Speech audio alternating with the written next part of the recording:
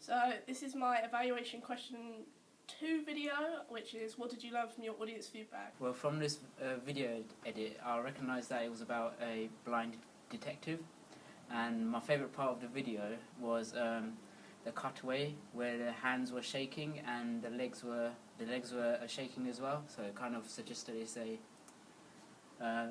bit of nervousness. So my first audience feedback was from Taib on my first edit of my teaser trailer. One of the things he said was he really liked the cutaways that we had, and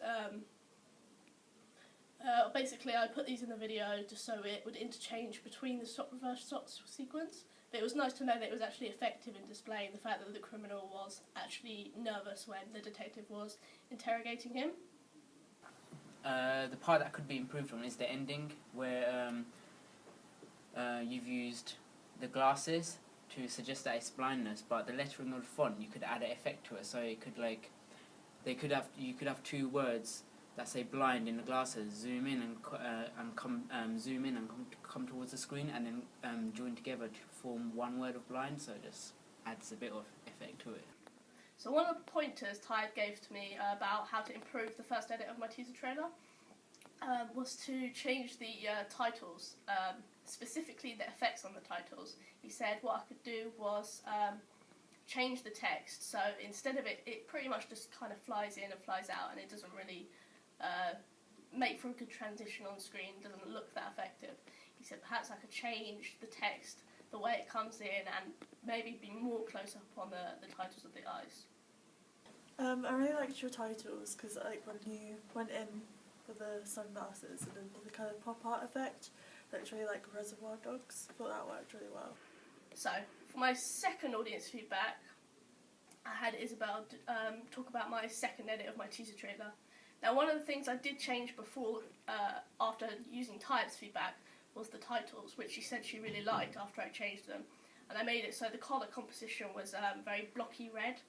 I took inspiration from this from Guy Ritchie's Snatch and their opening title sequence. And then I displayed blind across the whole of the centre, and instead of it being quite basic, I had it in quite a nice font, and I used a video effect to bring each set of titles in and out over the top of each other, so it just made it a bit more exciting. The music needs to be a little bit more in sync, and one of the first shots when you use the hand on the doorknob was slightly too long, so if you just shorten that slightly. So one of the things Isabel said she thought I could improve was the music. She said it wasn't very in sync, so I worked with the audio and the music after I got this feedback from her, and I made sure the music was slightly more in sync than it was, but I didn't do it completely in sync because I thought this kind of I did like a loop and backdropped it against each other, and I thought this kind of added to the piece. Maybe it was a bit more chaotic music when it got to the bit where the detective and the criminal were getting quite heated in their discussion, and I thought it did make it more dramatic. I like the soundtrack in the background where your main actor is walking down the hallway, and where it focuses on the handle more than his face. It's not until he's actually in the room where you see him for himself. You also see the other guy that's there, and it's got a really, really good reverse shot between the two of them. So my third and final feedback was from Steve on my final edit of my teaser trailer. Now, Steve said he really liked my reverse shot sequence. He said it was really effective in displaying the conversation between the two partners, and I was careful when shooting this that I didn't cross the 180-degree rule. The thing that I didn't like about it is it's meant to be it's a teaser trailer. It doesn't really show you what's going to happen, in the trailer. So it doesn't show you that, bombs are going to blow off. It just speaks about it. It doesn't show you what you could have done. One of the things Steve said I need to improve for my final edit was that he'd have preferred it if the teaser had been longer and he'd got to see more action.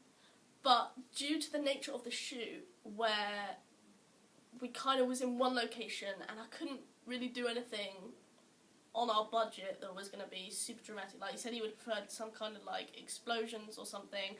But I knew this is more something you would see in a theatrical trailer rather than a teaser, which is just meant to give you a little taster of what the film's going to be about, and which I primarily focused on the detective's personality as the centre of the teaser, rather than have any kind of storyline where it would be explaining what's going to happen. Also, I didn't know the guy was blind. The main character was blind until you told me. So one of the improvements Steve said to me was that he didn't realise the detective was blind. Now, in the actual film, obviously this would definitely be explained, and I was hoping that the audience would get a sense that he was blind from the fact that we had the glasses on in the teaser. And I did have a section of the script which kind of hinted that he was blind, but it kind of ran over the teaser length that we were going to use, and it didn't really fit with the rest of the conversation, so we left it out.